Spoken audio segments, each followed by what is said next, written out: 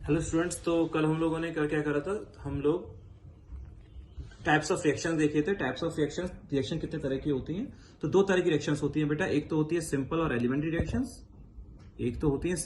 Elementary reactions, और दूसरी होती है कॉम्प्लेक्स रिएक्शन। जल्दी से हम लोग देखेंगे उनको, फिर आगे बढ़ते हैं। एलिमेंट्री रिएक्शंस क्या होती हैं? ऐसी रिएक्शन जो केवल और केवल एक ही स्टेप में होती हैं। याद रखना है हमें, ऐसी रिएक्शन जो केवल एक ही स्टेप में होती हैं, और जो रिएक्शन एक से ज्यादा स्टेप में होती है उन्हें बोलते हैं कॉम्प्लेक्स रिएक्शंस। ठीक है। कोई क्या रिएक्शन को देख के बता सकता है कि एलिमेंट्री होगी या कॉम्प्लेक्स होगी? बिल्कुल नहीं। या तो वो तो क्वेश्चन में गिवन होगा कि भाई एलिमेंट्री है या कॉम्प्लेक्स है। तीसरी बात, क्या खास बात होती है एलिमेंट्री रिएक्शंस की? एलिमेंट्री रिएक्शंस की खास बात ये होती है बेटा कि जो सिंपल या एलिमेंट्री रिएक्शंस होती है उनका ऑर्डर जो है बड़ी आसानी से उनके कोएफिशिएंट के इक्वल होता है। तो उसको बड़ी आसानी से देख के बता सकते हैं। रिएक्शन को देख के बड़े आराम से हम लोग ऑर्डर बता सकते हैं अगर रिएक्शन कैसी हो, एलिमेंट्री हो। तो क्वेश्चन ने अगर कोई बोला है कि भाई ये रिएक्शन एलिमेंट्री है, तो बड़ा आराम से ऑर्डर बताया जा सकता है, क्योंकि ऑर्डर किसके इक्वल होता है? कोएफिशिएंट के इक्वल होता है। जैसे एग्जांपल, ए और 2b मिलके क्या बना रहे हैं बेटा? सी बना रहे हैं। ए और बी मिलके सी बना रहे हैं। ठीक है। तो इसका रेट मैंने लिखा, रेट इज इक्वल टू के इंटू ए की पावर 1 और बी की पावर 2। क्यों लिख दिया बेटा डायरेक्टली? मतलब ए के रेस्पेक्ट में फर्स्ट ऑर्डर, बी के रेस्पेक्ट में 2 ऑर्डर, और रिएक्शन का ऑर्डर 1 + 2 3 हो गया। क्यों बोल दिया? क्योंकि मैं बोल रहा हूं ये रिएक्शन कैसी है? एलिमेंट्री। और एलिमेंट्री रिएक्शन अगर है तो ऑर्डर जो है वो कोएफिशिएंट के बराबर होगा। इसका कोएफिशिएंट 1 है, इसका कोएफिशिएंट 2 है, तो इसके रेस्पेक्ट में ऑर्डर 1, इसके रेस्पेक्ट में ऑर्डर 2। तो रिएक्शन का ऑर्डर कितना आ गया? 3 आ गया। ये सिर्फ फैसिलिटी सिर्फ कौन सी रिएक्शन में मिलेगी कि रिएक्शन को देख के बड़ी आसानी से ऑर्डर बता दो? ये मिलेगा सिर्फ हमें एलिमेंट्री रिएक्शन में। दूसरा क्या था? कॉम्प्लेक्स रिएक्शन, जो एक से ज्यादा स्टेप में होती है। ठीक है। इन रिएक्शंस के लिए ऑर्डर में और may not be equal to coefficient. हो सकता है कि इनका ऑर्डर कोएफिशिएंट के बराबर आ जाए और हो सकता है कि ना आए, लेकिन देख के बता नहीं सकते हो। ठीक है। कैसे बताओगे फिर इनका ऑर्डर? इनको ऑर्डर बताने के लिए उस रिएक्शन का मैकेनिज्म पता होना चाहिए। कॉम्प्लेक्स रिएक्शन का ऑर्डर बताने के लिए हमें क्या पता होना चाहिए? मैकेनिज्म पता होना चाहिए। मैकेनिज्म का मतलब क्या होता है कि भाई वो रिएक्शन जो है वो कितने स्टेप में हो रही है, 2 में, 3 में, 4 में, वो स्टेप कौन कौन से हैं, उनमें से फास्ट कौन सा है और स्लो कौन सा है। क्योंकि मैंने बताया था कि स्लो स्टेप जो होता है, स्लो स्टेप ही एक रिएक्शन का रेट डिटरमाइनिंग स्टेप होता है। एक रिएक्शन का स्लो स्टेप ही उस रिएक्शन का आरडीएस होता है। बताया था ना बेटा, एक रिएक्शन का आरडीएस क्या होता है? Slow step. मतलब रिएक्शन जो है वो किस स्टेप के अकॉर्डिंग चलती है? उस स्टेप के अकॉर्डिंग चलती है जो स्टेप धीरे हो रहा होता है। ठीक है। जैसे मैंने एक एग्जांपल भी दिया था, इस एग्जांपल में फास्ट स्टेप, स्लो स्टेप भी लिख दिए थे, और मैंने क्या बताया था कि जो भी स्लो स्टेप होता है उस स्टेप को डायरेक्टली रेट बराबर लिख दिया करते हैं हम लोग। रेट बराबर दैट रेट कांस्टेंट इनटू जो स्लो स्टेप में रिएक्टेंट आ रहे हैं वो लिख दिया करते हैं। फिर और दूसरी चीज क्या बताई थी?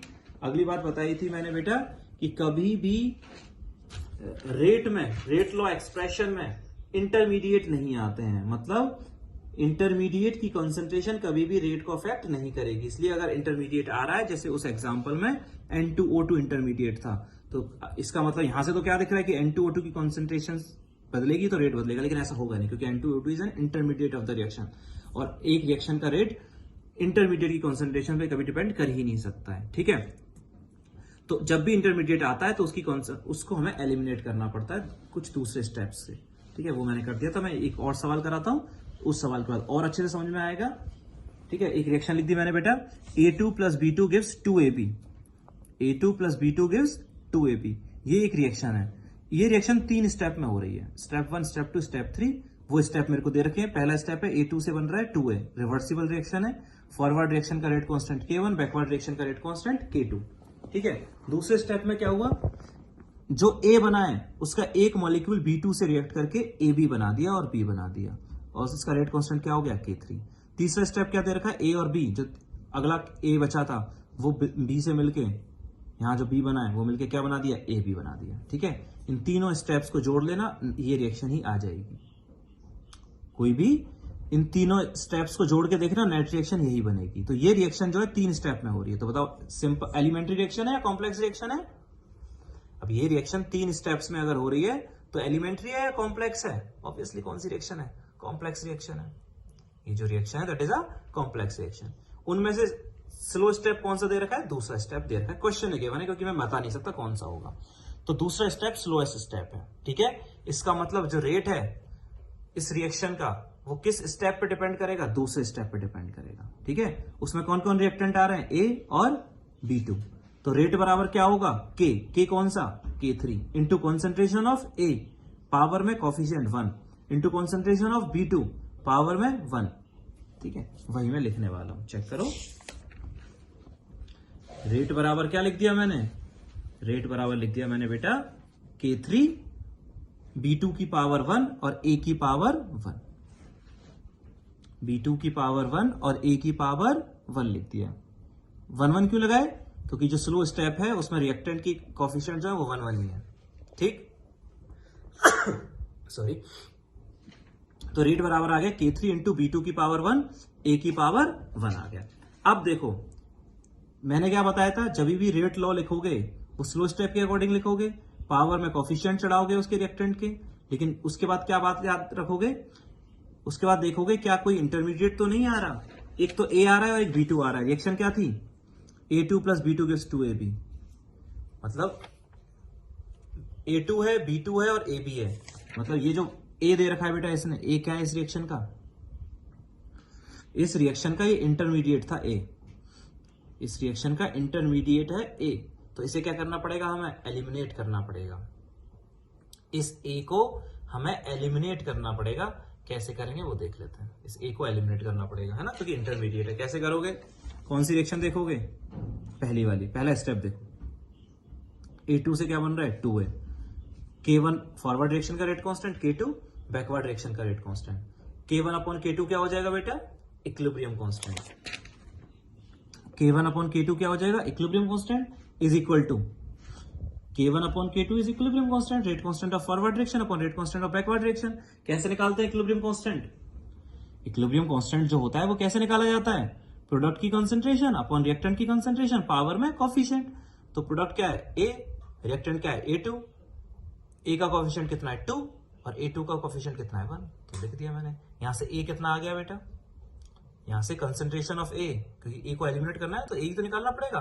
तो कंसंट्रेशन ऑफ A यहां से आ गया, A2 को इधर भेज दो, A2 को इधर भेज दोगे तो आएगा, और A स्क्वायर है तो अंडर रूट कर दिया, तो under root K1 upon K2 और A2 की पावर हाफ आ गया। A2 की पावर क्या आ गया बेटा, हाफ आ गया। ठीक, तो A की कंसंट्रेशन आ गई, इसे यहां पुट कर दो, तो रेट बराबर क्या आ गया, K3 into under root K1 upon K2 into B2 into A2 की पावर हाफ आ गया। तो A2 आ गया और B2 आ गया, यही तो रिएक्शन में थे। ठीक है, हटा दिया मैंने, तो ऑर्डर क्या हो गया, B2 के रेस्पेक्ट में क्या हो गया 1 हो गया और A2 के रेस्पेक्ट में हाफ हो गया। ठीक, कोफिशिएंट के बराबर आया क्या, नहीं आया। B2 के रेस्पेक्ट में 1 ऑर्डर है और A2 के रेस्पेक्ट में हाफ ऑर्डर है, तो रिएक्शन का ऑर्डर क्या हो गया, order is equal to 1.5, reaction का ऑर्डर 1.5 हो गया। और नेट रेट कांस्टेंट क्या हो गया, K3 into under root K1 upon K2, जो रेट कांस्टेंट हो गया वो हो गया K3 into under root K1 upon K2। ठीक है, ऑर्डर देखो एक बड़ा अजीब सा दिख रहा है यहाँ पे, तुम्हें सबको लग रहा होगा यार ऑर्डर कितना आया है, 1.5 आया है।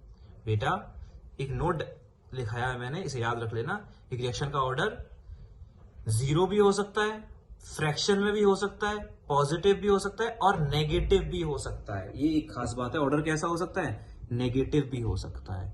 हमारे सिलेबस में नेगेटिव ऑर्डर की रिएक्शंस को एनालिसिस नहीं करना है। नेगेटिव ऑर्डर हो तो सकता है लेकिन हम पढ़ते नहीं, हम अपने 12th के सिलेबस में हम, क्योंकि जो नेगेटिव ऑर्डर की रिएक्शंस होती हैं वो बहुत ही रेयर होती हैं, जो हमारे सिलेबस का पार्ट है नहीं। लेकिन कोई तुमसे पूछे कि भाई क्या रिएक्शन का ऑर्डर नेगेटिव हो सकता है, तो तुम बोलोगे हाँ हो सकता है। एनसीईआरटी कहता है कि रिएक्शन का ऑर्डर क्या हो सकता है, नेगेटिव हो सकता है, लेकिन कैसे होगा, क्यों होगा, उनको एनालाइज कैसे करेंगे वो हम पढ़ते नहीं है। ठीक है, तो order of reaction can be negative, ध्यान रखोगे। 0 भी हो सकता है, पॉजिटिव भी हो सकता है, नेगेटिव भी हो सकता है, फ्रैक्शन में भी हो सकता है। तो बड़ा सिंपल सा है कि जब भी मैकेनिज्म पता हो, स्लो स्टेप पता हो, कौन सा है, कितने स्टेप में हो रहा है ये पता है, तो हम ऑर्डर बड़े आसानी से देख के लिख सकते हैं। एक और सवाल कराऊंगा और क्लियर हो जाएगा। अगला क्वेश्चन क्या है, 2O3 से क्या बन रहा है, 3O2 बन रहा है। ठीक है, ओजोन से ऑक्सीजन गैस बन रही है। स्टेप 1, ये भी 2 स्टेप में रिएक्शन हो रही है, मतलब कौन सी रिएक्शन है, कॉम्प्लेक्स रिएक्शन है। O3 से क्या बन रहा है, O2 बन रहा है। पहले स्टेप में क्या हुआ, O3 से बना O2 प्लस O, स्टेप दे रखा है फास्ट। रिवर्सिबल रिएक्शन है, K1 rate constant of forward direction, K2 rate constant of backward direction. Step 2 क्या है, O3 और O मिलके बना दिया 2O2, ये स्लो स्टेप है। मतलब रिएक्शन का रेट कौन से स्टेप पर डिपेंड करेगा? सेकेंड स्टेप पर। तो रेट बराबर क्या लिख दूंगा मैं? रेट बराबर K3 into concentration of O3 power में 1, कॉन्सेंट्रेशन ऑफ O पावर में 1। क्या O3 रिएक्शन में आ रहा है? हाँ आ रहा है। क्या O रिएक्शन में आ रहा है? नहीं आ रहा। मतलब ऑक्सीजन क्या है इस रिएक्शन का? इंटरमीडिएट है। इससे क्या करना पड़ेगा बेटा? हटाना पड़ेगा। कहां से हटेगा? पहली रिएक्शन से हटेगा। O जो है पहली रिएक्शन से हटाना पड़ेगा। कैसे? K1 अपॉन K2 क्या होता है? Equilibrium constant, rate constant of forward reaction upon rate constant of backward reaction. मतलब K1 upon K2 is equal to equilibrium constant is equal to concentration of product upon concentration of reactant. मतलब concentration of O2 concentration of O upon concentration of O3।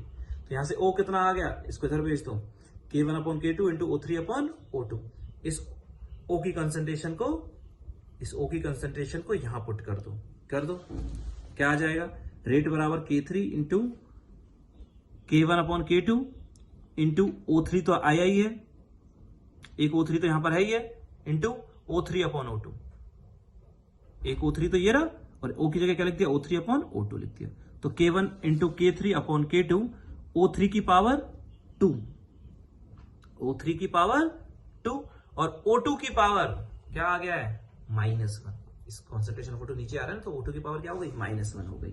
क्या O2 reaction में आ रहा है? हाँ आ रहा है, लेकिन वो O2 क्या है? प्रोडक्ट है। मतलब इस रिएक्शन में रेट किसकी कंसेंट्रेशन पे भी डिपेंड कर रहा है?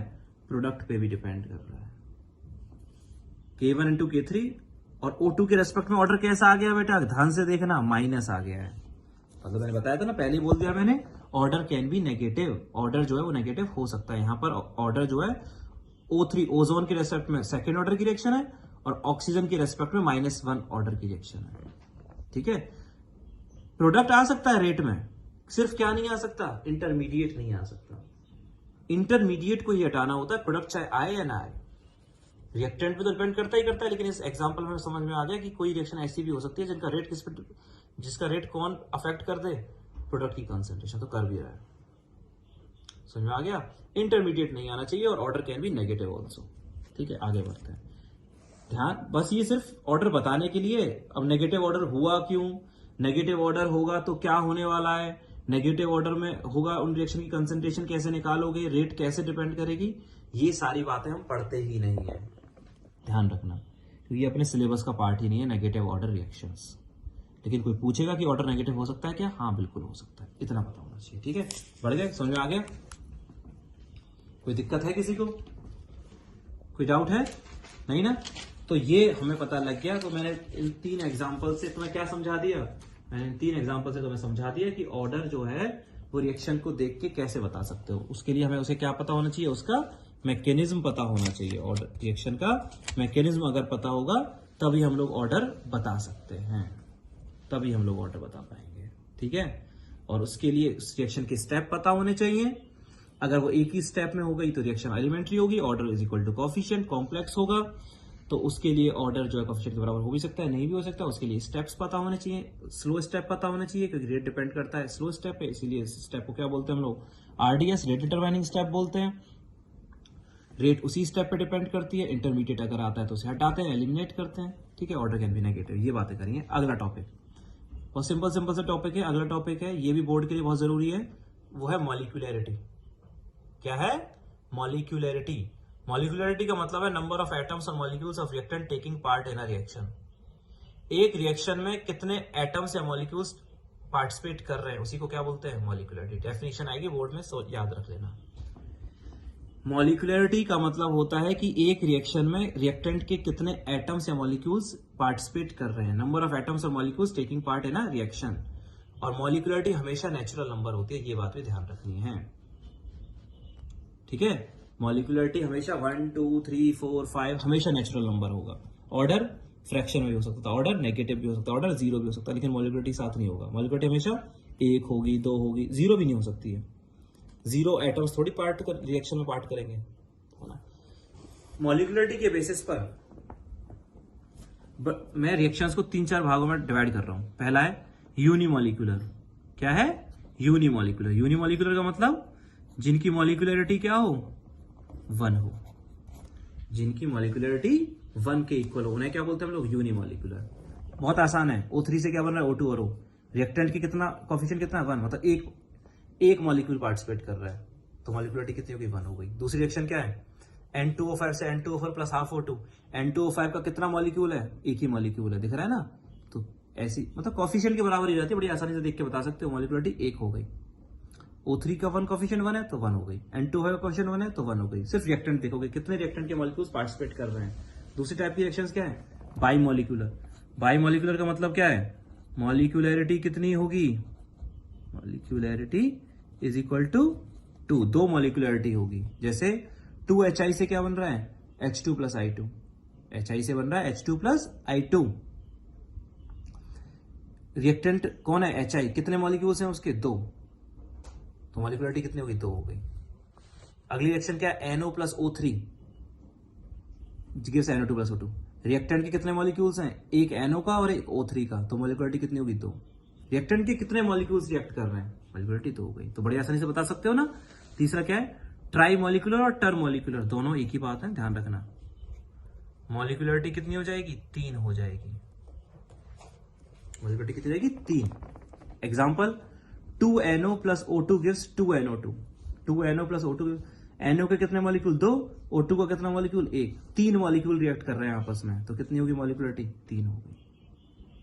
तो मॉलिक्यूलरिटी बड़ी आसानी से किसको देख के बता सकते हैं हम लोग? कॉफिशिएंट को देख के। किसको देख के? क्योंकि मॉलिक्यूलरिटी किसके इक्वल होगी?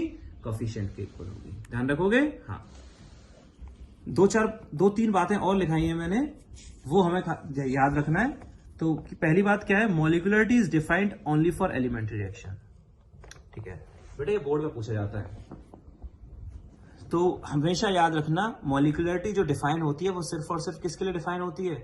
एलिमेंट्री रिएक्शन की ही डिफाइन होती है। क्योंकि कॉम्प्लेक्स रिएक्शन में तो क्या है?